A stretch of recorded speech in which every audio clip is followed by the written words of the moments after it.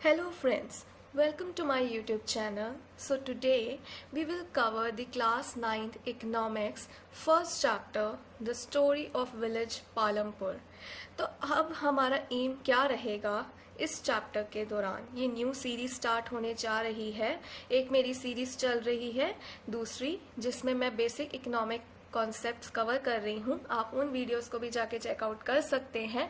यहाँ पर मैं एक्सक्लूसिवली एनसीईआरटी की इकोनॉमिक्स बुक कवर करूँगी। मैं कुछ पार्ट्स में चीज़ों को लेके आऊँगी। तो without any further delay let's start with the video and we will cover this chapter line by line, ताकि आपको समझने में डिफ़िकल्टी ना हो। ठीक है, तो let's start reading this chapter.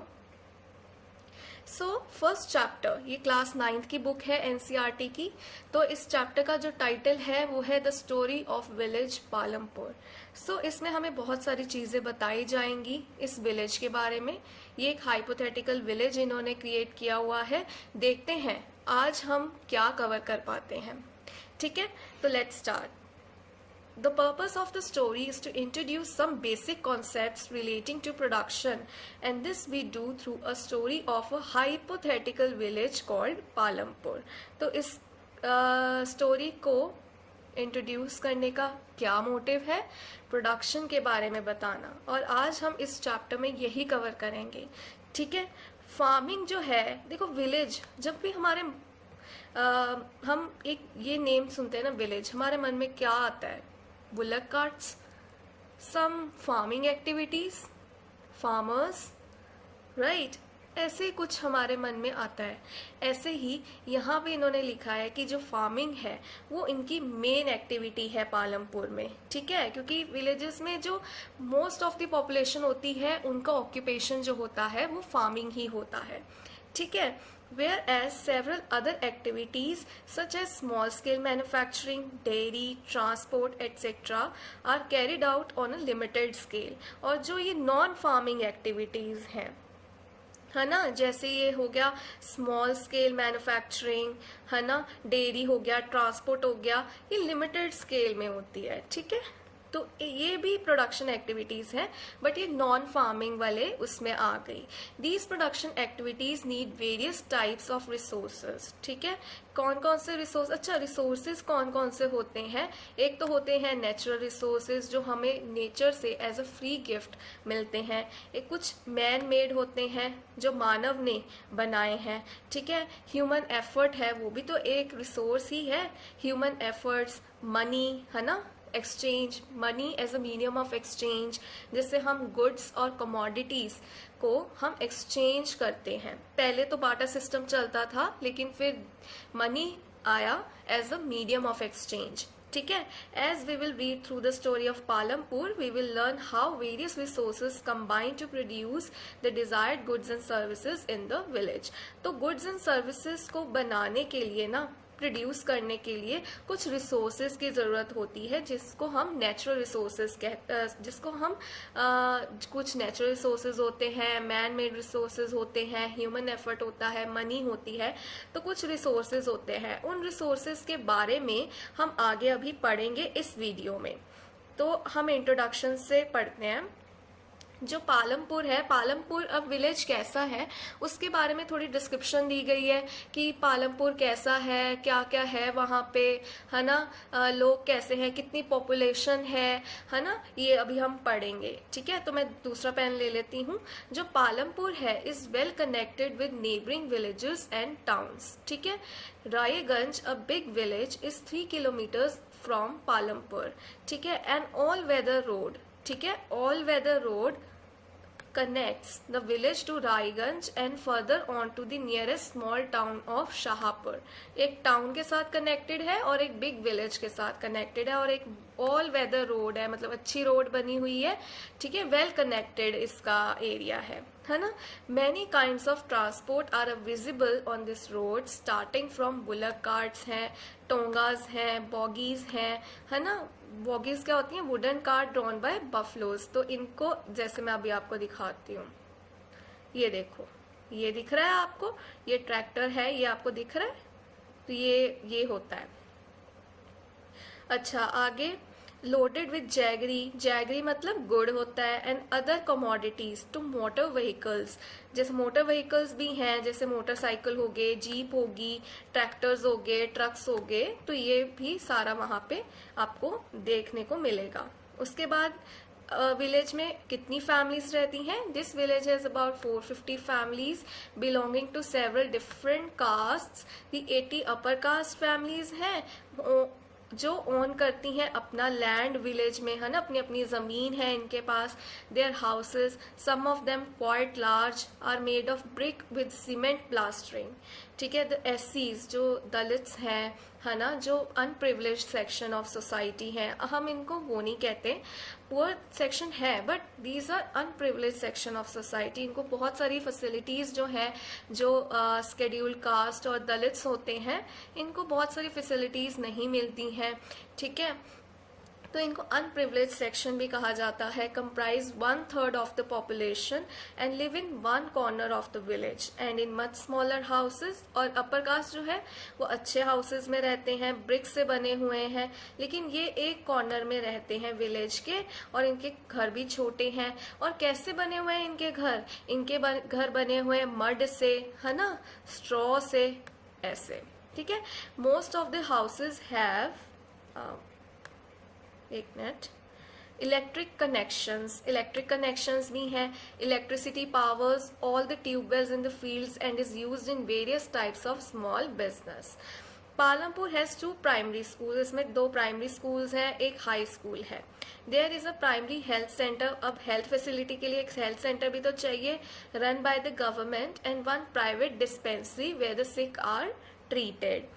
तो ये विलेज की डिस्क्रिप्शन है। ठीक है, इन्होंने जो हाइपोथेटिकल विलेज बनाया है उसकी डिस्क्रिप्शन बताई है इन्होंने। ठीक है, अब इस पूरी डिस्क्रिप्शन से आप मुझे बताइए कि आपको क्या पता चल रहा है इस विलेज के बारे में। काफ़ी अच्छा डेवलप्ड है फिर भी ये विलेज। फैसिलिटीज़ देखो, हेल्थ फैसिलिटीज़ भी हैं, ट्रांसपोर्ट भी है, वेल कनेक्टेड रोड्स भी हैं। ठीक है, और आप कह लो कि नॉर्मली थोड़ी सी डिसेंट पॉपुलेशन तो इसमें है ही है। ठीक है, कुछ जो लोग हैं अच्छे घरों में रहते हैं, कुछ जो लोग हैं जो अनप्रिविलेज सेक्शन है सोसाइटी का, वो छोटे घरों में रहते हैं। Largely mostly the houses made of mud and straw, and उसमें 2 प्राइमरी स्कूल्स भी हैं, तो एडुकेशन भी काफ़ी ठीक है। एक हाई स्कूल भी है, तो एक प्राइवेट डिस्पेंसरी है, एक प्राइमरी हेल्थ सेंटर है जो गवर्नमेंट रन करती है। तो काफ़ी वेल डेवलप्ड है, तो हम इस विलेज की डिस्क्रिप्शन से ये जान सकते हैं। ठीक है, यही यहाँ पे लिखा हुआ है, the description above shows that Palampur has fairly well developed system of roads, transport, electricity, irrigation. Irrigation क्यों चाहिए? देखो, farming is the main activity, हमने डिस्कस किया ना। स्कूल्स हैं, हेल्थ सेंटर है। Compare these facilities with those in ये activity दी हुई है इन्होंने यहाँ पे। तो अब हमें यहाँ से क्या पता चलता है? The story of Palampur an imaginary village, जो इन्होंने इमेजिनरी विलेज में बताया है, इसमें will take us through the different types of production activities in the village। अब हमें इसके यहाँ पे प्रोडक्शन एक्टिविटीज के बारे में पता चलेगा इस विलेज में जो जो भी कैरी आउट ये करते हैं। In villages across India farming is the main production activity. हमें पता है कि बहुत ज़्यादा मोस्ट ऑफ द पॉपुलेशन जो है वो फार्मिंग एज अ ऑक्यूपेशन है उनका। ठीक है, the other production activities refer to as non farm activities. देखो एक चीज़ है, रुको मैं इसको हाईलाइट कर देती हूँ। Let me change my pen to green ताकि ये थोड़ा डिस्टिंग्विश हो सके। देखो, एक तो होती है ये जो फार्मिंग है ना, ये नॉर्मल जो हम कहते हैं कि फार्मिंग, खेती बाड़ी करना। ठीक है, और जो दूसरी है जो अदर प्रोडक्शन एक्टिविटीज़ हैं, जो फार्मिंग एक्टिविटीज़ नहीं है, उनको नॉन फार्म एक्टिविटीज़ कहते हैं। इसमें क्या क्या आता है देखो, स्मॉल मैन्युफैक्चरिंग होगी, है ना, ट्रांसपोर्ट फैसिलिटी, ट्रांसपोर्ट का हो गया, शॉपकीपिंग होगी, है ना, शॉपकीपर्स हो गया एटसेट्रा। तो ये नॉन फार्म एक्टिविटीज़ में आ गया। ये भी है पर इसका स्केल जो है वो लिमिटेड है, ये हमने पीछे पढ़ा। ठीक है, अब हम कुछ प्रोडक्शन के बारे में पढ़ेंगे। Let's see. अब हम मेन ये टॉपिक आज की वीडियो में कवर करने वाले हैं, which is organisation of production. अब प्रोडक्शन देखो, हमें कोई भी कमोडिटी और गुड को प्रोड्यूस करना है तो हमें कुछ फैक्टर्स ऑफ प्रोडक्शन की ज़रूरत होती है। ये फैक्टर्स ऑफ प्रोडक्शन जो हैं वो 4 इन नेचर होते हैं, ठीक है। एक होता है लैंड, एक होती है labour, then is physical capital, then is human capital, ये कैपिटल के अंदर ही आती है physical capital and human capital, and then is entrepreneurship, ठीक है। तो एंटरप्रेन्योरशिप आई डोंट नो इसमें लिखा है कि नहीं, बट 4 फैक्टर्स ऑफ प्रोडक्शन होते हैं, ठीक है, जो हमें पढ़ाए जाते हैं इकोनॉमिक्स में। 4 फैक्टर्स ऑफ प्रोडक्शन। किसी भी, सपोज वीट ले लेते हैं हम, क्योंकि हम विलेज की बात कर रहे हैं, तो let's take the example of a wheat, कि हम वीट प्रोड्यूस कर रहे हैं। तो अब उसके लिए क्या चाहिए देखते हैं। The aim of production is to produce the goods and services. Goods and services को प्रोड्यूस करने के लिए प्रोडक्शन का मेन मोटिव क्या है? गुड्स एंड सर्विसेज को प्रोड्यूस करना, ठीक है, दैट वी वांट, जो हमें चाहिए, हमें कंज्यूम करनी है। देयर आर 4 रिक्वायरमेंट्स, ये देखो ये लिखा हुआ है ना, 4 requirements for production of goods and services. The first requirement क्या है? लैंड। देखो वीट की एग्जांपल हमने ले ली। देखो गेहूं उगाने के लिए हमें क्या चाहिए? हमें एक लैंड चाहिए जो फिक्स्ड होगा। देखो लैंड की जो सप्लाई होती है वो फिक्स्ड होती है, लेकिन जो डिमांड होती है वो हमेशा ज़्यादा ही होती है। आपको पता होना चाहिए कि लैंड फिक्स ही रहता है, लैंड का साइज हम बढ़ा नहीं सकते, ठीक है। तो एंड अदर नेचुरल रिसोर्सेज जैसे वाटर हो गया, फॉरेस्ट हो गए, मिनरल्स हो गए, ये लैंड में ही हो, ठीक है। तो फर्स्ट रिक्वायरमेंट होगी हमारी लैंड, वीट को उगाने के लिए लैंड चाहिए, ठीक है। अच्छा, सेकंड क्या होगी? लेबर। अब उसके पे काम करने के लिए लोग भी तो चाहिए, तो उसको हम लेबर कहते हैं। The second requirement is labour, that is people who will do the work. Some production activities require highly educated workers. अब देखो यहाँ पे एक चीज देखो, कुछ प्रोडक्शन एक्टिविटीज जो हैं ऐसे लोगों की रिक्वायरमेंट होती है उनमें जो स्किल्ड है, हाईली एडुकेटेड है, ठीक है, और कुछ ऐसा मैनुअल वर्क है जिनमें इतनी स्किल्स की जरूरत नहीं होती, तो वो अनस्किल्ड लेबर होती है ज्यादा, ठीक है। तो ये भी देखना चाहिए, ठीक है। Other activities require workers who can do manual work, ठीक है। Each worker is providing the labour necessary for production. तो थर्ड रिक्वायरमेंट जो है वो है फिजिकल कैपिटल, मीन्स कैपिटल होती है। कैपिटल जो यहाँ पे है, जैसे हम कहते हैं इनपुट्स चाहिए हमें प्रोड्यूस करने के लिए, कुछ टूल्स, मशीनरी, इक्विपमेंट्स, ये भी तो चाहिए। तो ये कहाँ से आएंगे? ये भी तो जरूरी है ना, नहीं तो हम वीट कैसे उगाएंगे? सिंस हम विलेज की एग्जांपल ले रहे हैं तो हम वीट के बारे में, कोई भी आप क्रॉप ले सकते हो, wheat is the most common, तो हम वीट की एग्जांपल लेते हैं बिकॉज ये बेसिक जो है फूड क्रॉप है हमारी, ठीक है। तो फिजिकल कैपिटल हमें क्यों चाहिए? फिजिकल कैपिटल कौन सी चाहिए? जैसे इनपुट्स, कैसे items that come under physical capital, क्या क्या आता है? टूल्स हैं, मशीन्स हैं, बिल्डिंग्स हैं। अच्छा, जो फिजिकल कैपिटल होती है ये हमारी फिक्स्ड कैपिटल होती है, ये ओवर द ईयर्स चेंज नहीं होती है, ठीक है। इनको हम काफी देर तक, लॉन्ग रन तक हम इनको यूज कर सकते हैं, राइट। तो tools and machines range from very simple tools such as a farmer's plough, ठीक है, टू सोफिस्टिकेटेड मशीन्स जैसे जनरेटर्स हो गए, टर्बाइंस हो गए, कंप्यूटर्स हो गए, etcetera. Tools, machines, buildings can be used in production over many years, that's why it is called fixed capital. इसको हम कहते हैं फिक्स्ड कैपिटल। वेरी इंपॉर्टेंट, यहाँ पे मैं कुछ कीवर्ड्स को हाईलाइट करूंगी, तो आप इन कीवर्ड्स को जरूर अच्छे से पढ़ लेना। जैसे ये फिक्स्ड कैपिटल होगी, फिजिकल कैपिटल हो गई, ठीक है। और पीछे भी मैंने कुछ किया हुआ है, जैसे यहाँ पे लैंड को कर रही हूँ मैं, लेबर है, बड़ी इंपॉर्टेंट है ना। उसके पीछे तो वो चीज़ें ही बताई हुई हैं अभी, तो विलेज के बारे में बेसिक इन्फॉर्मेशन, ठीक है। अच्छा, ये तो है, हमें मशीन्स, बिल्डिंग्स ये सब चाहिए, लेकिन एक और चीज़ है जो हमें चाहिए, रॉ मटेरियल्स, ठीक है। जो रोज़ का रोज़ हम प्रोडक्शन करेंगे उसके लिए हमें रॉ मटेरियल्स चाहिए, हमें पैसा भी चाहिए इन्वेस्ट करने के लिए, ठीक है।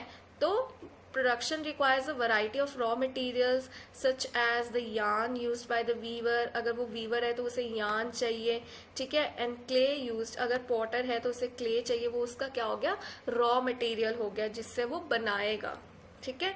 Also some money is always required during production to make payments and buy other necessary items. हमें किसी से कुछ लिया है तो हमें उसको पे करना पड़ेगा. हमें रोज के रोज रॉ मटेरियल्स खरीदने के लिए क्या करना पड़ेगा, पैसा चाहिए. तो यहाँ पे रॉ मटेरियल्स और मनी इन हैंड को हम कौन सी कैपिटल कहते हैं, very important keyword again, working capital, ठीक है. Raw materials and money in hand are called working capital. I think समझ आ गया होगा. ये वाली डेफिनेशन भी फिक्स्ड कैपिटल की, ठीक है. Unlike tools, machines and buildings, these are used up in production. तो ये रोज के रोज यूज होते जाते हैं, ठीक है. तो इसको वर्किंग कैपिटल कहते हैं. अब there is a fourth requirement और too, you will need knowledge and enterprise to be able to put together land, labour and physical capital, ठीक है. तो एंटरप्राइज आ गया, नॉलेज एंड एंटरप्राइज. तो ऑन्टरप्रेन्योरशिप, ठीक है.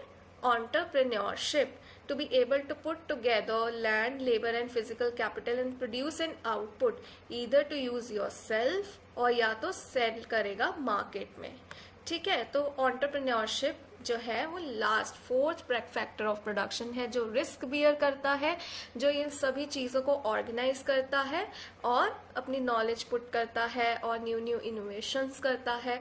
तो इसे क्या कहते हैं, this these days is called, वैसे तो एंटरप्रेन्योरशिप भी कह सकते हैं ये ह्यूमन कैपिटल, ठीक है. ह्यूमन कैपिटल के बारे में हम नेक्स्ट चैप्टर में पढ़ेंगे. तो एक ये फिगर आप देख सकते हो in the picture, identify the land, labour and fixed capital. ये देखो, ये हो गया हमारी लेबर हो गई. ये कोई फैक्ट्री है जिसमें सेवरल लेबरर्स हैं, वो मशीन्स पे काम कर रहे हैं. जो मशीन्स हैं वो क्या है, वो हमारी फिजिकल कैपिटल है और फिक्स्ड कैपिटल है. जिस लैंड पे वो काम कर रहे हैं वो है. और उसके बाद आप देख सकते हो कुछ रॉ मटेरियल्स यूज कर रहा होगा, वो हमारी वर्किंग कैपिटल है. तो यही है ऑर्गेनाइजेशन ऑफ प्रोडक्शन. प्रोडक्ट की कैसे प्रोडक्शन एक्टिविटीज कैरी आउट की जाती हैं. So every production is organised by combining land, labour, physical capital and human capital which are known as, इनको क्या कहते हैं, इन चारों को कंबाइन कर दिया जाए तो कहते हैं फैक्टर्स ऑफ प्रोडक्शन. यही मैं आपको बता रही थी कि किसी भी प्रोडक्शन एक्टिविटी को कैरी आउट करने के लिए रिसोर्सेज चाहिए और उन रिसोर्सेज का क्या कहते हैं उनको, फैक्टर्स ऑफ प्रोडक्शन, ठीक है. Factors of production are 4 in number, जो मैं आपको बता दी है, ठीक है. चलो, तो अब इस वीडियो में हमने इतना ही कवर किया है. नेक्स्ट वीडियो में हम इसका नेक्स्ट पार्ट कवर करेंगे. So till then, thank you, bye bye and have a nice day. And for more latest videos and updates, please subscribe to my YouTube channel, like, share and subscribe. Thank you. Bye-bye.